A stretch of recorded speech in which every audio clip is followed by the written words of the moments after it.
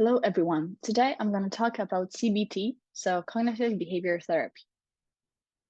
CBT was initially developed in the year 1964 by Aaron Sampkin Beck. He stated that people's feelings are determined by the way they interpret situation rather than the situation per se. And about depression, he once said, if our thinking is bogged down by the story of symbolic meanings, illogical reasoning, and erroneous interpretations, we become in truth blind and deaf. So, what is cognitive behavior therapy?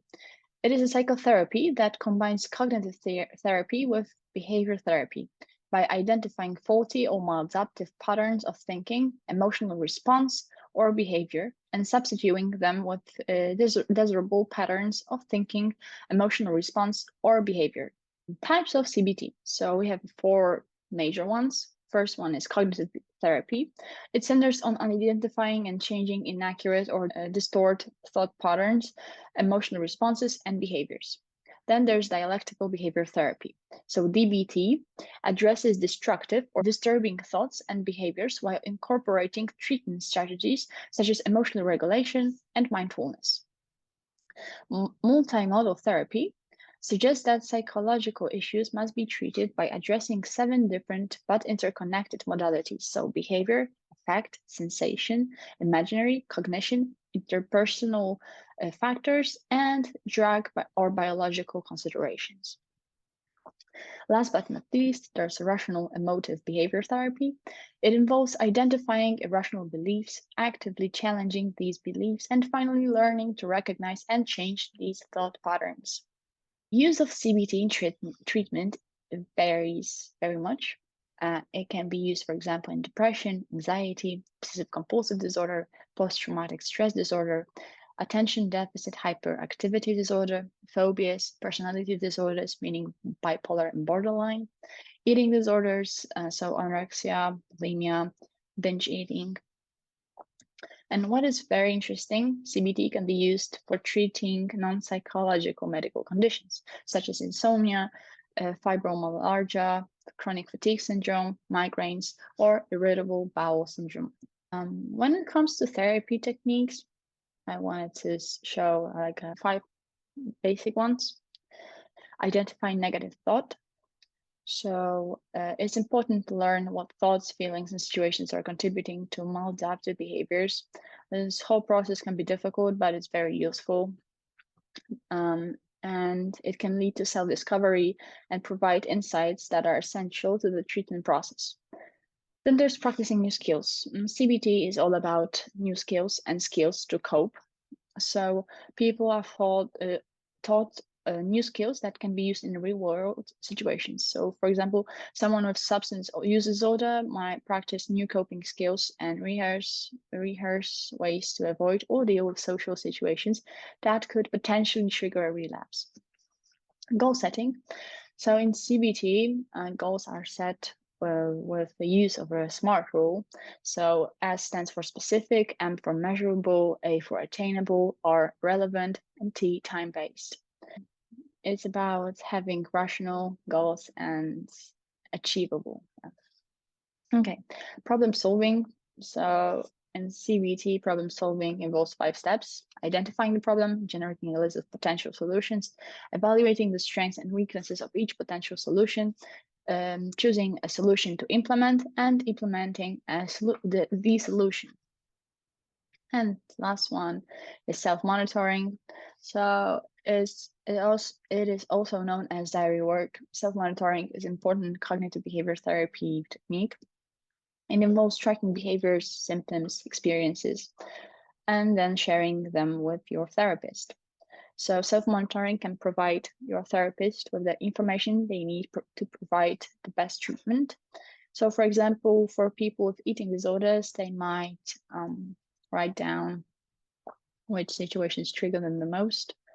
For example, like a therapist can track weight and how many calories and food someone is eating. Okay. What happens during CBT sessions? So usually therapist meets with a patient once a week or once every 2 weeks. The course of treatment usually lasts between 5 and 20 sessions, with each session lasting 30 to 60 minutes. During the sessions, I will work with therapists to break down problems into their separate parts, such as your thoughts, physical feelings, or actions. Patients and therapists will analyze these areas to work out if they're unrealistic or unhelpful, and to determine the effect they have on each other and on the patient. Therapists will then be able to help work out how to change unhelpful thoughts and behaviors.